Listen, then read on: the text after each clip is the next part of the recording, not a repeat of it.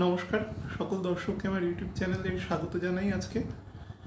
আজকে যে অনুষ্ঠান করব বলেছি, আপনারা যেরকম রিকোয়েস্ট করেছেন আমি সেরকমই করব।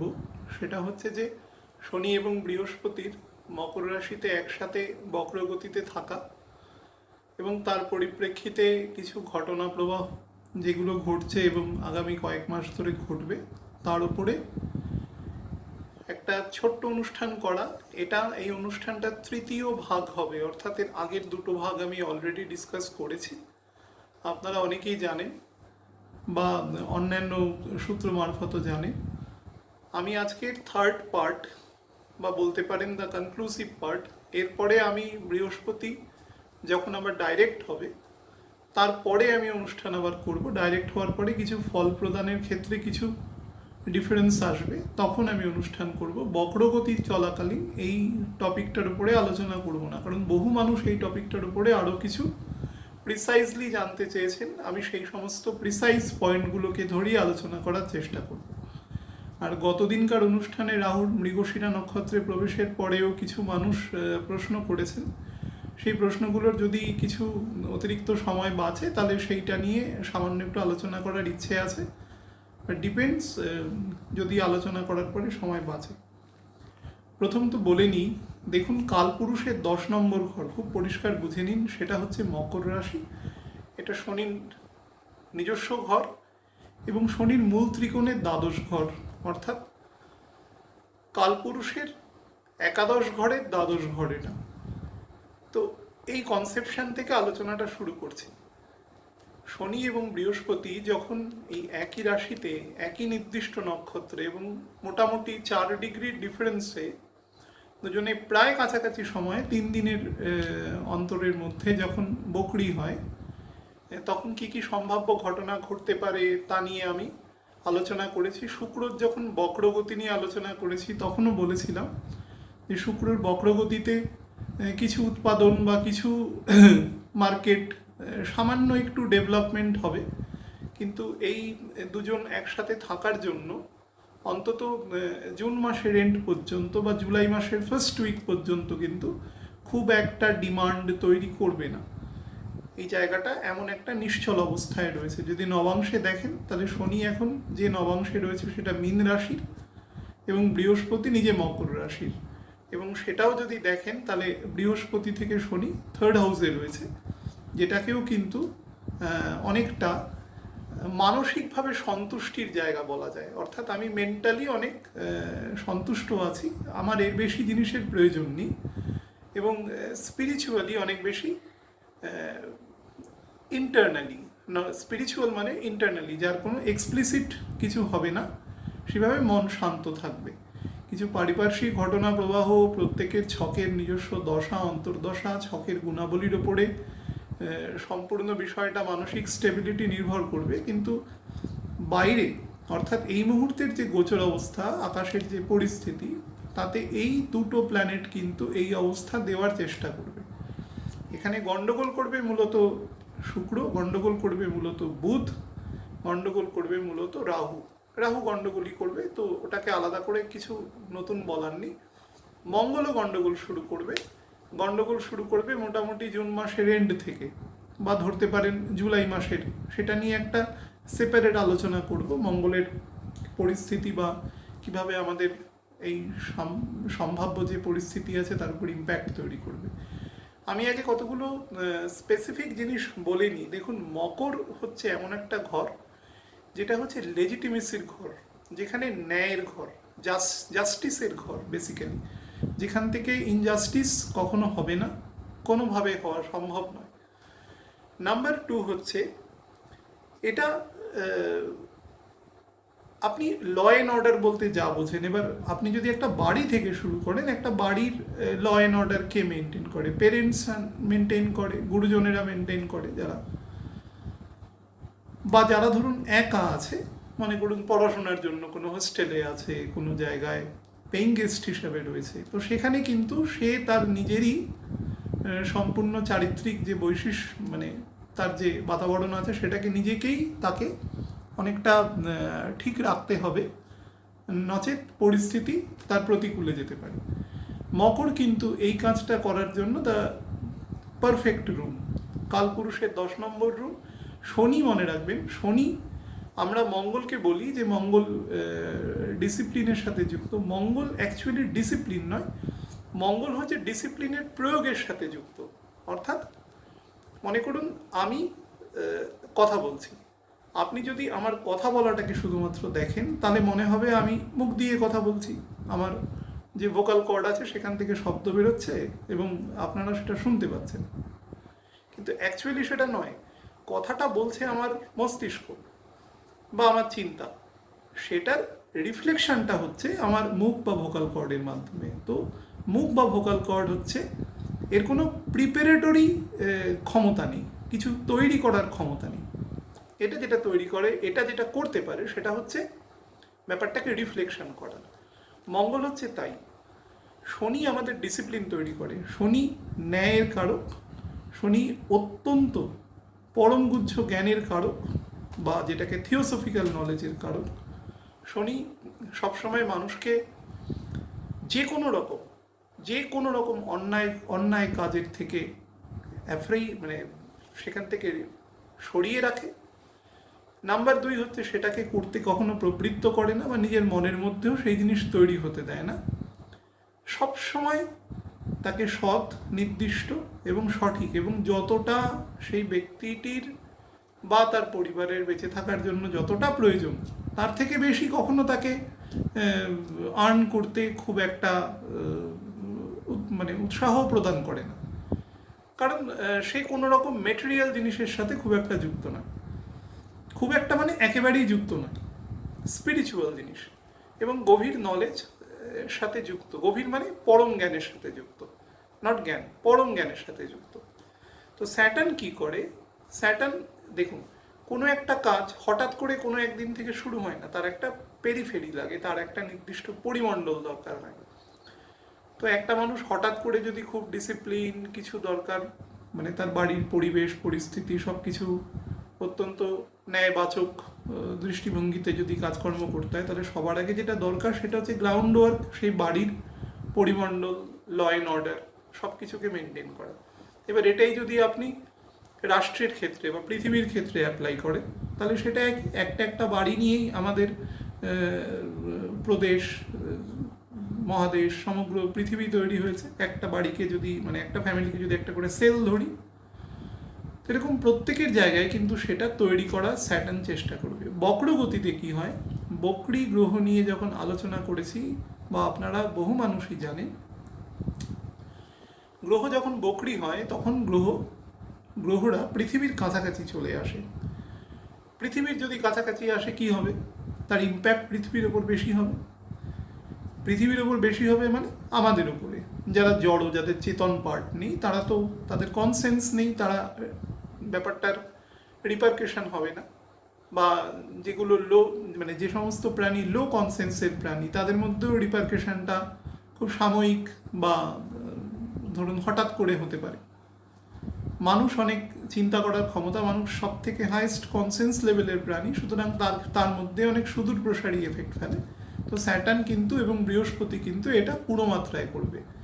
বৃহস্পতিকে স্যাটার্ন পুরো বাউন্ড করে রেখেছে মেটেরিয়াল, বৃহস্পতির মধ্যে কিন্তু মেটেরিয়াল কনসিকুয়েন্সেস আছে কাজ করার মধ্যে। কিন্তু শনি দ্বারা যেহেতু সে বাউন্ডেড হয়ে রয়েছে এবং শনির নবাংশে বসে রয়েছে এবং শনি থেকে মাত্র 3-3.5 ডিগ্রি ডিফারেন্সে রয়েছে, সুতরাং পূর্ণ শনির অ্যাম্বিয়েন্সে থাকার জন্য মেটেরিয়াল আসপেক্ট কিন্তু মানুষের মধ্যে কম হবে, এটা কিন্তু একদম। এবং মেটেরিয়াল আসপেক্ট যদি কম হয় তাহলে যেটা হয় নর্মালি সেটা হচ্ছে মানুষের ডিমান্ড কমে যাবে। ডিমান্ড যদি কমে যায়, সে তার এসেনশিয়াল কমোডিটিস ব্যতিরেকে কিন্তু অন্য কিছুর উপর খুব একটা ইন্টারেস্টেড হবে না। এবার আপনি হয়তো কোনো বিচ্ছিন্ন কিছু লোক বা কিছু জনগোষ্ঠীকে দেখিয়ে বলতে পারেন এরা হচ্ছে, আমি 5-7% লোককে সবসময় সেপারেট রাখি, কারণ সেটা তাদের ছকের প্রকৃতি অনুসারে হবে। এই মুহূর্তের যা ছকের গোচরের এফেক্ট প্রত্যেকটা ছকের ওপর যেটা দেবে, তার তো কিছু অ্যাবারেশনও দেবে। এরকম কিছু ছক থাকবে যেই ছকের ক্ষেত্রে কিছু অ্যাবারেশন দেবে। আমি উদাহরণ দিয়ে বলছি, মনে করুন আমাদের এখানে শীতকাল, শীতকাল মানে জানুয়ারি মাসের প্রথম সপ্তাহ, যখন অত্যন্ত বেশি ঠান্ডা পড়ে কলকাতা শহরে। তো এরকম সময়ে কোনো একজন মানুষ যদি জার্মানি থেকে আসে, তো জার্মানি থেকে এসে কিন্তু তার এখানে খুব ঠান্ডা লাগবে না, কারণ জার্মানির যে ঠান্ডা তার থেকে অন্তত, মানে জার্মানির শীতকালে যা ঠান্ডা তার থেকে 15 ডিগ্রি বেশি ঠান্ডা, মানে অ্যাকচুয়ালি সেটা গরম তার কাছে। তো সব কিছু পরিপ্রেক্ষিতের উপর ডিপেন্ড করে। তো সেই পার্টিকুলার ছকগুলোর ক্ষেত্রে কিন্তু গোচরের ফলটা ইনভার্টেড হবে, উল্টো হবে। সেই সেকশন অফ পিপলকে নিয়ে আমি কথা বলছি না, সেটা সব সময় হবে। অর্থাৎ সংখ্যাগরিষ্ঠ মানুষ যে কাজটা করবে তার একটু বিপরীতধর্মী কাজ সেই ছকের মধ্যে হবে, সেটা তার দশা অন্তর্দশা, তার অ্যাবারেশনের জন্য হবে। প্রারব্ধ কর্মফল অবশ্যই তার সাথে ইনক্লুডেড আছে, কিন্তু মূলত তার ছকে সেই ব্যাপারটাই রয়েছে গঠনগতভাবে, কিন্তু সেটা কিন্তু কম্প্রিহেন্সিভ সেকশনের নয়। আমি যাদের নিয়ে কথা বলছি সেটা মোর দ্যান 90% মানুষের ক্ষেত্রে বলছি। সমাজের যে চালিকা শক্তি, সাধারণ মানুষ আমাদের মতো যারা র্যাঙ্ক অ্যান্ড ফাইল, তাদের কিন্তু ডিমান্ড কমে যাবে। ডিমান্ড যেহেতু কমে যাবে, সেহেতু সেই কোনো জিনিসকে পারচেস করতে চেষ্টা করবে না। যেহেতু করতে চেষ্টা করবে না, তার ফলে একটা শ্লথতা হবে। এবার আপনারা হয়তো নর্মাল বলবেন যে এত বড় একটা মহামারী চলছে চারিদিকে, এরকম একটা সাইক্লোন গেল, মারাত্মক রকম সাইক্লোন, যেটার সাথে যাওয়ার চেষ্টা করছে। এগুলো নয়, সাইক্লোন আগেও গেছে, পৃথিবীর বিভিন্ন দেশের ওপর দিয়ে যায়, ভবিষ্যতেও যাবে। এরকম তো নয় যে এটাই শেষ সাইক্লোনের পরে আর হবে না, তা নয়। প্রসঙ্গটা বোঝার চেষ্টা করুন। প্রসঙ্গটা হচ্ছে এই মুহূর্তের, এগুলো হচ্ছে এক ধরনের অ্যালিবাই, যে এটা হলে এটা তাই জন্য হচ্ছে না, এটা তা নয়। মহামারী হয়েছে, ভবিষ্যতেও হতে পারে। আমরা যতই কশাস থাকি, সমস্ত প্রাণী পৃথিবীতে বেঁচে থাকার চেষ্টা করে। সুতরাং সে যখন খারাপ, মানে তার যেটা আর কি অনুকূল প্রতিবেশ সে যখন পাবে, সে তখন নিজেকে এক্সটেন্ড করার চেষ্টা করবে। এটাই জীবের ধর্ম। তো আবার অন্যরকম কোনো ফর্মে আসবেই ভালো খারাপের সংমিশ্রণে, কিন্তু সেই সময় দেখবেন এই অ্যালিবাইটা কিন্তু কাজ করছে না। বরঞ্চ উল্টো হতে পারে, যে আপনারা হয়তো ভাবছেন যে মানুষের যখন লকডাউন প্রসিডিওর ওঠার পরে বাজার কিছুটা তো সচল হবে, কারণ মানুষের ডিমান্ডস বাড়বে, বহু মানুষ বেরোতে পারছে না, অনেক খুব অল্পের ওপরে তারা মানে দিন যাপন করছে, প্রত্যেকেই করছে কম বেশি তার শ্রেণী অনুসারে। কিন্তু অ্যাকচুয়ালি কিন্তু সেটা যখন ঘটবে আপনারা দেখবেন মানুষও কিন্তু তার এসেনশিয়াল জিনিসের বাইরে খুব একটা বেশি যাবে না। এটা নাম্বার ওয়ান। নাম্বার দুই হচ্ছে মানুষ না তার অতীত বিষয়, অর্থাৎ তার রেট্রোস্পেক্টিভ এফেক্ট নিয়ে খুব চিন্তা করবে। কি করলাম, কি করেছি, এরকম কেন হলো, এরকম হলো। মানে আমি কিন্তু এই মানে বর্তমান যে রোগ প্রাদুর্ভাব বা প্রাকৃতিক দুর্যোগ এই নিয়ে শুধুমাত্র বলছি না, জীবনটা হঠাৎ এরকম কেন হলো, অর্থাৎ তার রেট্রোস্পেক্টিভ চিন্তা সে করবে, প্রচুর পরিমাণে করবে। আর মনে রাখবেন, যাদের বয়স যত বেশি হবে তারা তত বেশি করবে, কারণ স্যাটার্ন সবসময় 45 অনওয়ার্ডসে বেশি অ্যাক্টিভ হয়। সব বয়সেই অ্যাক্টিভ হয়, কিন্তু বলছি রিফ্লেকশন যেটা হয় সেটা 45-এর পর থেকে হয়। প্রাজ্ঞ না হলে শনি অ্যাক্টিভ হয় না। সব কিছুর একটা সিস্টেম আছে, সব কিছুকে একটা তুলাদণ্ডে রাখার চেষ্টা করবে, যে কি করেছি, কি করা উচিত ছিল, এটা এরকম না করে এরকম করলে হয়তো বেটার হতো, তাতে হয়তো কারোর ক্ষতি কম হতো, বা কিছুটা স্বার্থপরের মতো কাজ করেছি। এরকম বিভিন্ন রকম নিজের যে সমস্ত নেগেটিভ দিক আছে, যেগুলো নর্মালি মানুষ বলে না, যে নিজেকে চেনা, নিজের একটা ভিতরে ঢুকে নিজেকে জানা যে কি পরিস্থিতির মধ্যে আমি দাঁড়িয়ে আছি। নর্মালি আমরা যখন রাতে সবাই যখন শুতে যাই, আমরা একবার তো মন্থন করি যে সারাদিন কি করলাম।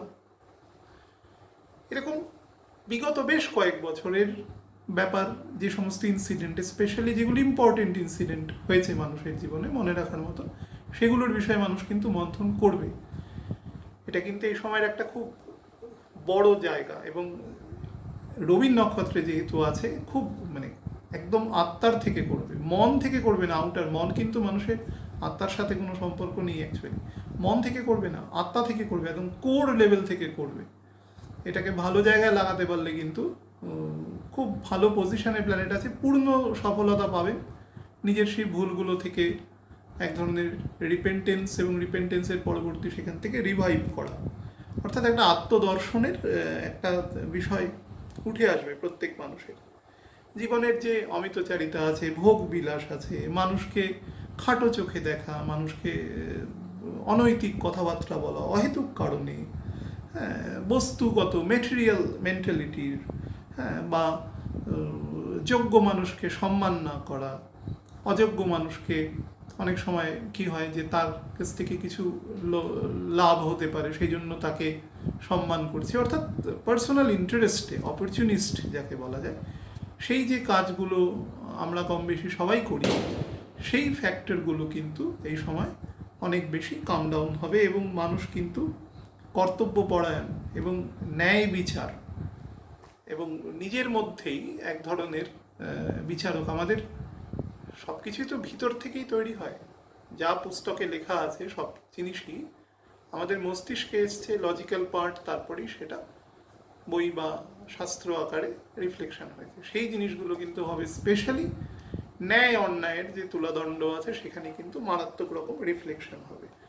সন্তানদের প্রতি খুব কর্তব্যপরায়ণ হবে, কিন্তু সেটা 10ই জুনের পর থেকে বেশি তার এফেক্ট বাড়তে থাকবে এবং এটা কিন্তু অলমোস্ট এই বছরের এন্ড অবধি চলবে। সন্তানদের প্রতি অত্যন্ত বেশি, অর্থাৎ সন্তানরা সঠিক পথে চলুক, এরকম একটা হবে যে আমি কিছু ভুল করে ফেলেছি জীবনে, হয়তো সেটা শাস্তিযোগ্য অপরাধ নয়, সেটার জন্য কোনো আইনের চোখে কোনো শাস্তি নেই, কিন্তু মানসিকভাবে নিজের বিবেকের কাছে একটা বিটিংস অফ কনসেন্স যেটাকে বলা যায়, বিবেকের দংশন, সেটা রয়েছে। তো সন্তানকে সেই জাতীয় পরামর্শ দেওয়া যাতে তারা যাতে সেই পথে কখনো ভ্রমিত না হয়, এইরকম ধরনের এক যোগ্য পিতামাতার দায়িত্ব পালন করা, সেই জায়গাটাও কিন্তু উঠে আসবে এই সময়। এটা প্রিসাইজলি বলছি, এটা কিন্তু হবে। ফার্স্ট উইক থেকে জুলাই মাসের বৃহস্পতি যখন আবার ধনুরাশিতে এসে ঢুকে আসবে, তখন থেকে কিন্তু একটু মেটেরিয়াল প্লেজারটা বাড়তে থাকবে। একটু বৃহস্পতি 23 ডিগ্রি 23.5 ডিগ্রি মতো নামবে, অর্থাৎ শুক্রের নক্ষত্রে ধরবে এসে, রবির নক্ষত্র ত্যাগ করবে। তো 26 ডিগ্রি 40 মিনিটের ভেতরে যখন চলে যাবে শুক্রের নক্ষত্র পাবে। শুক্রের নক্ষত্রে কিন্তু বৃহস্পতি প্রায় 3 মাস মতন থাকবে। বকরি থেকে মার্গী হবে, মার্গী হয়ে কিছুদিন সেই নক্ষত্রে থাকবে। তো এই পার্টটাতে কিন্তু কিছুটা মেটেরিয়াল জিনিসের এনহ্যান্সমেন্ট হবে। দুটো জিনিস এখানে বলিনি, গোচর দেখার সময় কিন্তু জুপিটারকে, মানে গোচর মানে এভরিডে গোচর বা 2 মাস বা 3 মাসের যে গোচর এফেক্ট দেখার জন্য জুপিটারকে খুব গুরুত্বপূর্ণ একটা জায়গা কনসিডার করা হয়। শনি কিন্তু নর্মালি অত শর্ট টার্মের জন্য এফেক্ট হয় না, হয় না মানে হয়, কিন্তু অত শর্ট টার্মে এফেক্ট বোঝা যায় না। হ্যাঁ, যেরকম ছোটোবেলায় আমরা পড়তাম না ক্লাস 9-10-এ যে পৃথিবী যে গোলাকার, তার জন্য অনেকগুলো, তো পৃথিবী গোলাকার, আমরা একটা সাধারণ পৃষ্ঠ তাকালে বুঝতে পারবো না, কারণ তার পেরিফেরিয়ালটা এত বড় যে তার সার্কামফারেন্সটা আমরা এত সহজে বুঝতে পারবো না যে তার মধ্যে যে একটা বেন্ডিং আছে। অ্যাপারেন্টলি দেখে আমাদের সমতলই মনে হবে, আমরা কোনো একটা ফ্ল্যাট জায়গায় বসে রয়েছে, অ্যাকচুয়ালি তা নয়। ঠিক সেরকমই স্যাটার্নের সেই জন্য যে এফেক্ট হয় সেটা এত দীর্ঘমেয়াদী হয় যে 1.5 মাস 2 মাসের মধ্যে খুব কম ক্ষেত্রেই স্যাটার্নের এফেক্ট বোঝা যায় গোচরে, কিছু কিছু ক্ষেত্রে যায়, কিন্তু তার জন্য সেরকম কিছু পয়েন্ট, যেরকম দেখবেন সেপ্টেম্বর মাসের মোটামুটি 8-10 তারিখ থেকে সেপ্টেম্বর মাসের প্রায় এন্ড, অক্টোবরের ফার্স্ট উইক পর্যন্ত শনি কিন্তু, তখন আপনি মোটামুটি 7 দিন 10 দিনে এফেক্ট কিছু বুঝতে পারবেন। তার ক্ষেত্রেও কিছু দশা অন্তর্দশার এফেক্ট আছে, কিন্তু বোঝা যাবে। কিন্তু যখন নর্মাল ভেলোসিটিতে থাকবে সেই সময় কিন্তু স্যাটার্ন এত দ্রুত এফেক্ট করে না। শনি এফেক্ট করে যাচ্ছে কনস্ট্যান্ট, কিন্তু সেটা দীর্ঘমেয়াদী ফলের জন্য, স্বল্পমেয়াদী নয়। সেক্ষেত্রে বৃহস্পতি খুব ইম্পর্টেন্ট রোল প্লে করে। তো জুপিটার কি করবে, নিজের ঘরে এসে এবং রবির নক্ষত্রে শেষের দিকে, শুক্রের নক্ষত্রে কিছু মানুষের মেটেরিয়াল ডিমান্ড বাড়াবে। মেটেরিয়াল ডিমান্ড যখনই বাড়াবে তখন কিন্তু স্যাটার্ন তো চেষ্টা করবে অনলি ব্যাপারটাকে না করা, কিন্তু জুপিটার যেহেতু বলছি, দুজনের মধ্যে একটা বিপরীতধর্মী মতের সৃষ্টি হবে। কখন হবে না, শনি যখন মোটামুটি 2.5-3 ডিগ্রিতে থাকবে, 3 ডিগ্রির মতন মনে করুন, সেটা জুলাই মাসের এন্ডের দিকে। তখন বৃহস্পতি কিন্তু প্রায় ধরুন 28 ডিগ্রি মতন চলে আসবে। এই যে 5-6 ডিগ্রির ডিফারেন্স হয়ে যাবে, তখন থেকে কিন্তু দুজনের মধ্যে একটা মতানৈক্য তৈরি হবে, অর্থাৎ দুজনের কোর্স অফ অ্যাকশনটা ডিফারেন্ট হওয়া শুরু হবে। কারণ স্যাটার্নের যে গার্ড আছে সেখান থেকে বৃহস্পতি বেরিয়ে যাবে। কেতু এখানে পোস্টিং হয়ে রয়েছে। যদিও কেতু অনেক দূরে আছে, এবং কেতুর সাথে বৃহস্পতির একদম আমি শুরুর দিকে বলেছিলাম যে বৃহস্পতিকে স্যাজিটেরাসে ঢোকার পরে যে ইম্প্যাক্ট আশা করছেন সেই ইম্প্যাক্ট কিন্তু এতটা পাওয়া যাবে না, কারণ কেতু কিন্তু থাকাকালীন সে কিন্তু কমিয়ে দেবে। বা আমি যদি উল্টো করে বলি যে উল্টো দিকে রাহু আছে, রাহুর নেগেটিভিটিকে কমানোর জন্য বৃহস্পতির অনেকটা শক্তি ব্যয় হবে। দ্যাট ইজ ওয়াই বৃহস্পতি গোচর ফলে যতটা এক্সক্লুসিভ ফল দেওয়া দরকার তার থেকে অন্তত 30-40% কম দেবে। সেটাই দিয়েছে কিন্তু জুপিটার। কিছু লোক, যে 5-7% কিছু মানুষ ব্যতি রেখে কিন্তু বাকিদের ক্ষেত্রে খুব নেগেটিভ না করলেও খুব যে একটা রেভলিউশনারি কিছু চেঞ্জ কিন্তু জুপিটার এখানে দেয়নি, যেটা দেওয়া উচিত ছিল বাট দেয়নি। কেতু এবং রাহু ডিমিনিশ করে দিয়েছে। এখানে অনেকগুলো ইনসিডেন্ট ঘটবে। শুক্র বকরি আছে, শুক্র ডাইরেক্ট হবে 27শে জুন, শুক্র বকরি থেকে মার্গী হবে। এখানে সবথেকে যেটা ইম্পর্টেন্ট জিনিস আছে যে 18ই জুনের পরে মঙ্গল ঢুকে যাবে মীন রাশিতে, এবং মীন রাশি থেকে মঙ্গল স্লো হওয়া শুরু হবে প্রথম 4-5 ডিগ্রি যাওয়ার পর থেকে। এই মঙ্গল কিন্তু পরবর্তী, অর্থাৎ বছরের মোটামুটি ধরুন প্রায় হাফ সেকশন থেকে পরবর্তী যে নভেম্বরের এন্ড পর্যন্ত জায়গায় কিন্তু খুব ক্রুশাল রোল প্লে করবে। সুতরাং এই যোগের একটা ল্যাটার ফেজ কিন্তু বলার জায়গা থাকছে, যেখানে মঙ্গলকে কনসিডার করে নিয়ে বলতে হবে। মঙ্গল মীন এবং মেষ রাশিতে গিয়ে বকরি হবে 4 ডিগ্রিতে ঢুকে 3:57 সম্ভবত সেপ্টেম্বরের 12 তারিখে। তারপরেও নেমে আসবে অক্টোবরের মাঝামাঝি সময়। নেমে এসে কিন্তু মীন রাশিতেই বসে থাকবে দীর্ঘ প্রায় ডিসেম্বর মাস পর্যন্ত। ডিসেম্বরের একদম শেষের দিকে আবার মীন থেকে মেশে যাবে। তো এই ফেজটাতে কিন্তু বিপুল পরিমাণে এই শনি বৃহস্পতির মকর রাশিতে বা মকর এবং ধনু রাশিতে দুজনের যে বসে থাকা, সেটাকে মঙ্গল কিন্তু প্রভাবিত করবে।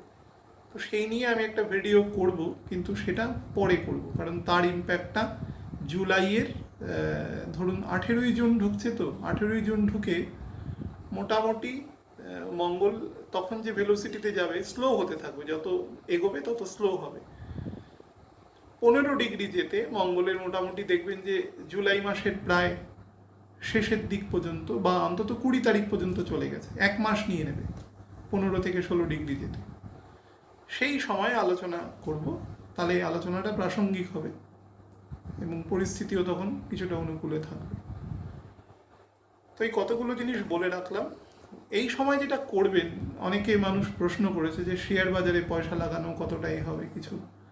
আমি এই জাতীয় ডিরেক্ট প্রশ্ন তো এভাবে বলাটা ঠিক নয় কখনো। তবে এইটুকু বলছি, কোনো কাজ শর্ট টার্মে করবেন না, যা করবেন লং টার্মে করবেন। লং টার্মে কোনো ফটকাবাজি স্পেকুলেটিভ কিছু শর্ট টার্মে করবেন না। আমি আগেও এটা বলেছি, যে কোনো স্পেকুলেটিভ মানি লং টার্মে ইনভেস্ট করবেন। সেটা আপনার ছক তো আমি জানি না, যারা প্রশ্ন করেছেন খুব অ্যাবস্ট্রাক্ট প্রশ্ন করেছেন। আমি সেই জন্য একদম অ্যাবস্ট্রাক্ট উত্তর দিচ্ছি যে অন্তত 32-33 সালের পরে তার ডিভিডেন্ড পান এইরকম একটা মানুষ, অন্তত মিনিমাম, আমি কিন্তু এটা মিনিমাম বলছি, 32-33 সালের পরে যাতে ডিভিডেন্ড পান, এই টাইমটাকে কনসিডার করে আপনারা কিন্তু রাখবেন বা চেষ্টা করবেন অ্যাটলিস্ট রাখার। আর বাচ্চাদের ক্ষেত্রে খুব কেয়ার করবেন, স্পেশালি জুলাই মাস থেকে বৃহস্পতি যখন আবার তার মূল ত্রিকোণে প্রবেশ করবে। তো বাচ্চাদের ক্ষেত্রে নীতি শিক্ষা, ন্যায় শিক্ষা জায়গাটা কিন্তু খুব ইমপ্রুভ করবে। প্রত্যেকের মধ্যেই একটা ন্যায় নীতিবোধ তৈরি হবে, যেটা সমাজ বা রাষ্ট্রের পক্ষে বা সমগ্র পৃথিবীর পক্ষে অত্যন্ত মঙ্গলজনক। আমি গতদিনের 2টো প্রশ্ন আমাকে করেছে রাহুর সম্পর্কে, যে আমি এত নিন্দে করেছি, যে এতটা নিন্দে করা হয়তো ঠিক হয়নি। দেখুন, আমি তো না নিন্দে করেছি না প্রশংসা করেছি, আমি যেটা বলেছি, যেটা ফ্যাক্ট সেটা বলেছি। এবার কারোর ক্ষেত্রে সেটা মনে হতে পারে যে সেটা হয়তো অতিরিক্ত নিন্দে হয়ে গেছে, কারোর মনে হতে পারে যে না ঠিক আছে যা বলেছে। দেখুন, আমাকে বিভিন্ন লোক প্রশ্ন করেছে স্পেকুলেটিভ মানির ক্ষেত্রে, ধরুন লটারি, ফটকা, যে কোনো রকম হঠাৎ করে কোনো পয়সা পেলো, কোনো গুপ্তধন পেলো, রাস্তায় কুড়িয়ে কিছু পয়সা পেলো, আপনি এর প্রত্যেকটা প্রশ্নই করুন এইভাবে অর্থ পাওয়াটা কি জাস্টিফাইড, এটা নিজেকে আগে প্রশ্ন করুন। আপনি লটারি কাটলেন, লটারি যেগুলোর ক্ষেত্রে লেজিটিমেট লটারি, যেগুলো আইন দ্বারা সিদ্ধ সমাজে চলছে, আপনি লটারি পেলেন, ঠিক আছে, আপনি বিজয়ী হলেন, কিন্তু সেটা কি খুব আমাদের কর্মের ডেফিনেশনটা কি আছে? আমরা শ্রমের দ্বারা যে অর্থ আয় করি সেটাই তো অর্থ আয়ের প্রকৃত নিদর্শন হওয়া উচিত। সেই জায়গাটা তো হচ্ছে না। আপনি একটা শ্রেণীতে বিলং করছেন, হঠাৎ করে যদি আপনার কাছে ধরুন 50 লক্ষ টাকা চলে আসলো, তো আপনি আপনার শ্রেণী থেকে আপলিফ্ট করে গেলেন, কিন্তু আপনার কর্ম দ্বারা করলেন না, এটা আপনার লাক দ্বারা হলো। তো সেটা কিন্তু আপনার মধ্যে ইমব্যালেন্স তৈরি করবে, আপনার জীবনের ওপর অবশ্যই প্রভাব তৈরি করবে। কারণ আপনি যখন আপনার শিক্ষা বা চেতনার দ্বারা গঠনমূলক জীবনে আস্তে আস্তে আস্তে আস্তে করে উন্নতি করবেন, সেই উন্নতিটা কিন্তু আপনার জীবনের সাথে আস্তে আস্তে অ্যাডজাস্ট হতে হতে চলবে। আর আপনি যখনই হঠাৎ করে পাবেন, মনে করুন কোনো দূর সম্পর্কের কোনো পৈতৃক সম্পত্তি, অনেক টাকার সম্পত্তি পেলেন, তা আপনার মোটামুটিভাবে চলছিল, এবারে হঠাৎ করে অতগুলো টাকা আনপ্ল্যান্ড অবস্থায় আসার জন্য আপনার কিন্তু যে মস্তিষ্কের যে প্যারামিটারগুলো আছে সেগুলোকে উত্তেজিত করবে। আমি কী করবো পয়সাগুলো নিয়ে, হঠাৎ করে আপনি বেশি ভাবা শুরু করবেন, বা আপনাকে ভাবাবে, তামসিক গুণ না পয়সা, তো আপনার মস্তিষ্কের স্টেবিলিটিকেও নষ্ট করে দেবে। তার মানে ওটা নেগেটিভ জিনিস। চিন্তা করুন, সেটার পজিটিভলি চিন্তা করুন। আমি কখনো বলছি না যে কেউ লটারি পাবে না, আমার বলা না বলাতে কি সব কিছু চলবে, বা কোনো দিন কারোর বলাতে তো আর চলবে না। কিন্তু আর 2 নম্বর হচ্ছে, লটারি পাওয়া এগুলো শুধু রাহুর জন্য মানুষ পায় না, এর জন্য অনেক কিছু ব্যাপার আছে, এর জন্য বুধও কিছুটা রেসপন্সিবল আছে, এর জন্য শুক্র কিছুটা রেসপন্সিবল আছে। তো শুধুমাত্র রাহু পেতে পারে না। রাহুকে বারবার বলছি, Rahu is a broker. Rahu কিন্তু কোঅর্ডিনেটর নয়। কোঅর্ডিনেটর এবং ব্রোকারের মধ্যে একটা ডিফারেন্স আছে। কোঅর্ডিনেটর কিন্তু নিজে গিয়ে কাজটা করে, ব্রোকার কিন্তু করে না। ব্রোকার হচ্ছে দুটো জিনিসের মধ্যে একটা ব্রিজের তৈরি করে। অর্থাৎ আপনি একটি জমি বিক্রি করবেন, কোনো একজন বায়ার কিনবে, তো দুজনের মধ্যে একটা সেতুবন্ধের কাজ একজন ব্রোকার করে দেবে, তার বিনিময়ে সে কিছু অর্থ দাবি করবে, সেটাই তার প্রফেশন। তো রাহু হচ্ছে এই কাজটা করে, কোঅর্ডিনেটর নয়। এবার আপনি যদি এটাকে কোঅর্ডিনেটর হিসাবে বলতে পারেন, খুব সামান্য বুদ্ধিতে বলতে পারেন, কমন সেন্সে, যে এটা কোঅর্ডিনেটর, এটাও এক ধরনের কোঅর্ডিনেশন। হ্যাঁ, কোঅর্ডিনেশন যদি মনে করেন, কিন্তু অ্যাকচুয়ালি আপনি ভাবুন, যে ব্রোকার, তার কিন্তু অ্যাকচুয়ালি জমি নয়, পয়সাটাও তার নয়, তার কিন্তু কিছু নেই, তার বেসিক্যালি এখানে কোনো এক্সিস্টেন্স নেই।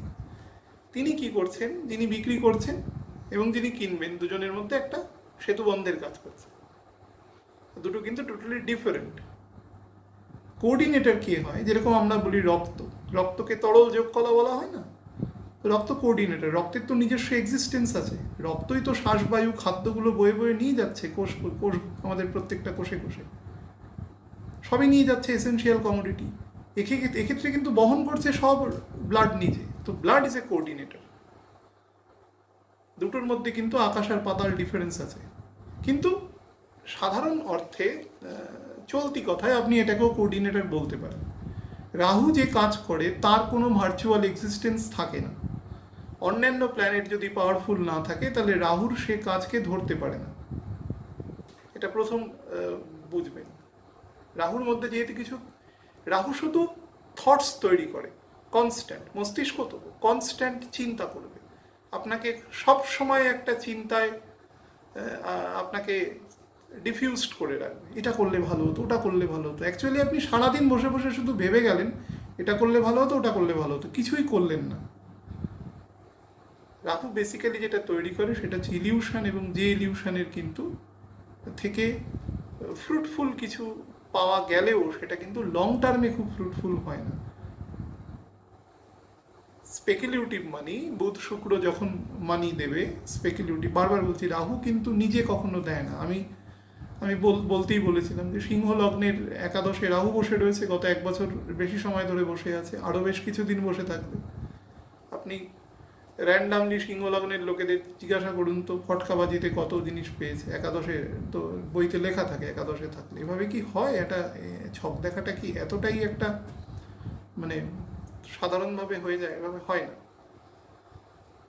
রাহু যেখানেই বসে থাক তার কাজ কিন্তু ওটাই, সে একটা ব্রোকিংয়ের কাজ করে, বিবাহের ক্ষেত্রে করতে পারে, সম্পূর্ণ ডিফারেন্ট যোগাযোগ এনে দিলে। এবার সেটা যদি তার ক্ষেত্রে জুপিটার যদি বেটার থাকে, তার ক্ষেত্রে চন্দ্র বেটার থাকে, শুক্র বেটার থাকে, তাহলে বিবাহের জায়গা ঠিকমতো তৈরি হবে।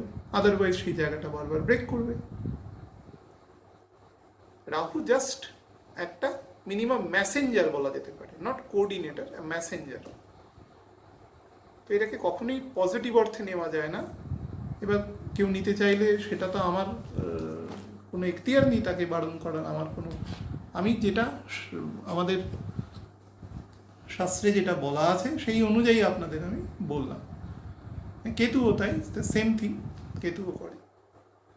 আমি আগামীকালই চেষ্টা করছি, যেহেতু কারেন্ট এসছে মোটামুটি, নেট একটু ঠিক হয়েছে, আমি বুধের কাল থেকে মানে পরশু থেকে অ্যাকচুয়ালি গোচরটা শুরু হবে, 25 তারিখ থেকে বুধ, এবং খুব ইম্পর্টেন্ট একটা গোচর এখানে বুধ করবে। অনেকগুলো গুরুত্বপূর্ণ ঘটনা সাথে যুক্ত থাকবে। তার একটা ভিডিও করে চেষ্টা করছি কাল বা পরশু আপনাদের দেওয়ার। কারণ বহু মানুষ প্রশ্ন করেছে বুধ যেহেতু এখানে বকরি হয়ে যাবে রাহুর সাথে একসাথে, তো সেই রিলেটেড একটা ভিডিও করতে আমি চেষ্টা করছি, কাল বা পরশু ম্যাক্সিমাম হলে তার মধ্যে দেওয়ার। ভালো থাকবেন প্রত্যেকে, নমস্কার।